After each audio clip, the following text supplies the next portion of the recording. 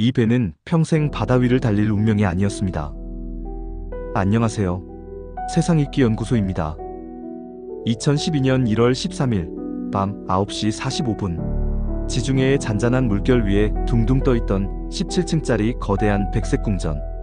길이 290m, 높이 52m, 축구장 3개를 이어 붙인 크기의 호화 크루즈선이 한순간에 무력한 고철 덩어리로 변했습니다.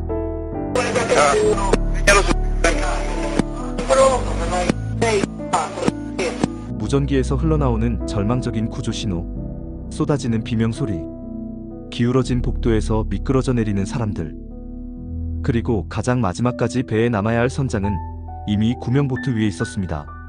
4,200명이 탄 거대한 배가 무너지기까지 단 1시간이면 충분했습니다. 과연 무슨 일이 일어났던 걸까요? 2012년 1월 13일 이탈리아 서해안 토스카나 지역 코스타 콩코르디아호가 로마 인근 치비타베키아 항구를 떠난 건 오후 7시였습니다. 이 배에는 3,200명의 승객과 1,000명의 승무원이 타고 있었습니다. 총 4,200명. 작은 도시 하나가 통째로 바다 위를 움직이고 있었던 겁니다. 승객들의 대부분은 이탈리아와 독일 관광객들이었습니다. 새해를 맞아 지중해 크루즈 여행을 떠난 가족들, 신혼부부들, 노년의 부부들. 날씨는 완벽했습니다. 바람은 거의 없었고 파도도 잔잔했습니다. 기상청은 항해하기 이상적인 조건이라고 발표했었죠. 이 거대한 배는 사보나, 마르세유, 바르셀로나, 팔마데 마요르카, 카사블랑카, 튀니스를 거쳐 다시 로마로 돌아오는 일주일간의 여행 코스를 운항하고 있었습니다. 하지만 이 배는 두 번째 목적지에도 도착하지 못했습니다. 오후 9시 30분 선장 프란체스코 스케티노가 조타실에서 내린 명령은 승객들에게는 비밀이었습니다. 지릴리오 섬 쪽으로 방향을 틀어라. 정상 항로에서 벗어나 섬 가까이로 접근하라는 명령. 왜일까요? 나중에 밝혀진 바로는 이른바 인사차원이었습니다. 지릴리오 섬 출신의 승무원이 고향 사람들에게 인사를 하고 싶어 했고, 스케티노 선장도 섬 주민들에게 배를 보여주고 싶어 했다는 겁니다. 하지만 이것은 명백한 항로 이탈이었습니다. 오후 9시 41분 거대한 충격이 배 전체를 흔들었습니다. 배가 지릴리오 섬 해안의 화강암 암초에 충돌한 순간이었습니다. 승객 한 명이 당시를 이렇게 증언했습니다. 마치 지하철이 급정거할 때처럼 모든 사람이 한쪽으로 쏠렸어요. 그리고 바로 정전이 됐습니다. 배의 좌연, 즉 왼쪽 선체가 길이 53m에 걸쳐 찢어졌습니다. 바닷물이 콸콸콸 쏟아져 들어오기 시작했습니다. 그런데 더 큰 문제는 스케티노 선장의 대응이었습니다. 선장은 자신이 항로를 이탈해서 암초에 부딪혔다는 사실을 숨기고 있었습니다. 더욱 심각한 건 퇴선 명령이 내려지지 않았다는 것입니다. 배는 이미 15도 기울어지기 시작했는데도 말입니다. 승객들은 무슨 일이 일어났는지 몰랐습니다. 선내 방송은 작은 기술적 문제라고만 알렸거든요. 하지만 배는 계속 기울어졌습니다. 식당에서 저녁을 먹던 사람들의 접시가 바닥으로 미끄러져 내렸습니다. 복도를 걷던 사람들이 벽에 부딪혔습니다.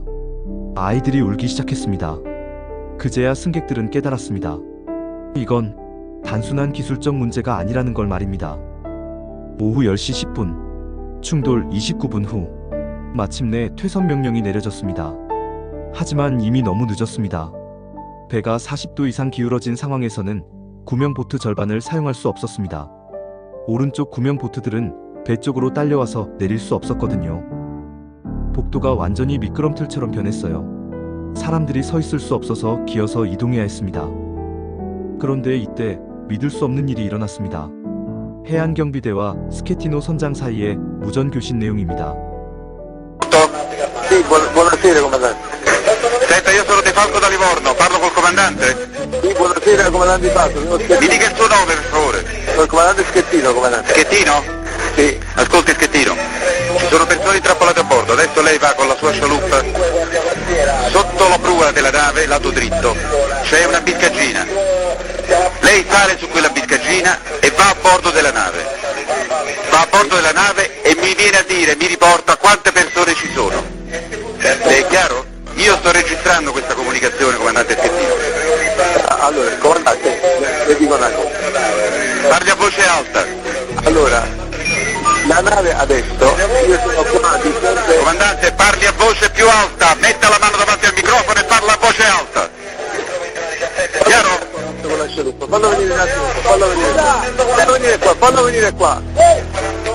Comandante, allora, in questo momento la nave è inclinata. Ho capito. C'è gente, ascolti, c'è gente che sta scendendo dalla biscaccina di prua. Lei quella biscaccina la percorre in senso inverso, sale sulla nave e mi dice quante persone e che cosa hanno a bordo, chiaro? Mi dice se ci sono bambini, donne o persone bisognose di assistenza e me ne dice il numero di ciascuna di queste categorie. È chiaro? Guardi Schettino che lei si è salvato forse dal mare, ma io la porto veramente molto male, faccio passare l'anima dei guai. Vado a bordo, cazzo! Comandante, per cortesia. No, per cortesia, lei adesso prende e va a bordo. Mi assicuri che sta andando a bordo. Io sto andando qua con la lancia dei soccorsi, sono sotto qua, non sono andato da nessuna parte, sono qua. Che sta facendo, comandante? Sto qua per coordinare i soccorsi. Che sta coordinando lì? Vado a bordo, mi coordini i soccorsi da bordo. Lei si rifiuta? No, non mi sto rifiutando. Lei si sta rifiutando di andare a bordo, comandante? No, sto andando. E mi dica qual è il motivo per cui non ci va. Sto andando perché ci sta l'altra lancia che si è fermata. Lei vada a bordo, è un ordine. Lei non deve fare altre valutazioni. Lei ha dichiarato l'abbandono nave. Adesso comando io. Lei vada a bordo. È chiaro? Comandante. Non mi sente? Sto andando a bordo. Vada. Mi chiami immediatamente da bordo, c'è il mio aerosoccorritore lì. Dove sta il tuo soccorritore? Il mio soccorritore sta a prua. Avanti. Ci sono già dei cadaveri, Schettino. Avanti. Quanti cadaveri ci sono? Non lo so, uno l'ho sentito. Me lo devi dire lei quanti ce ne sono, Cristo. Però, ma ti rende conto che è buio e che qua non vediamo nulla? E che vuole tornare a casa, Schettino? È buio, vuole tornare a casa?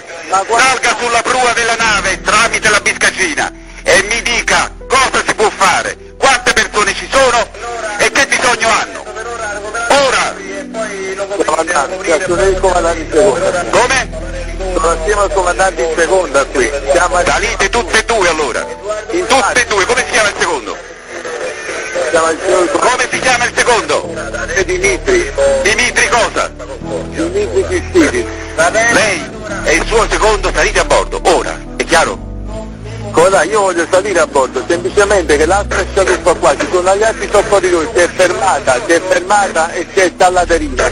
Adesso ho chiamato altri soccorritori. Lei è un'ora che mi sta dicendo questo, adesso va a bordo e mi viene subito a dire quante persone ci sono. Va bene comandante, sto andando. Vada, subito. 하지만 스케티노 선장은 배로 돌아가지 않았습니다. 선장은 배와 함께 가라앉는다는 해양의 철칙을 완전히 무시한 채 승객들을 버리고 먼저 도망쳤던 겁니다. 결국 구조 작업은 해안경비대와 자원봉사자들 그리고 근처를 지나던 상선들에 의해 진행되었습니다. 승객들은 밧줄을 타고 바다로 뛰어내리거나 사다리를 타고 구명보트로 옮겨갔습니다.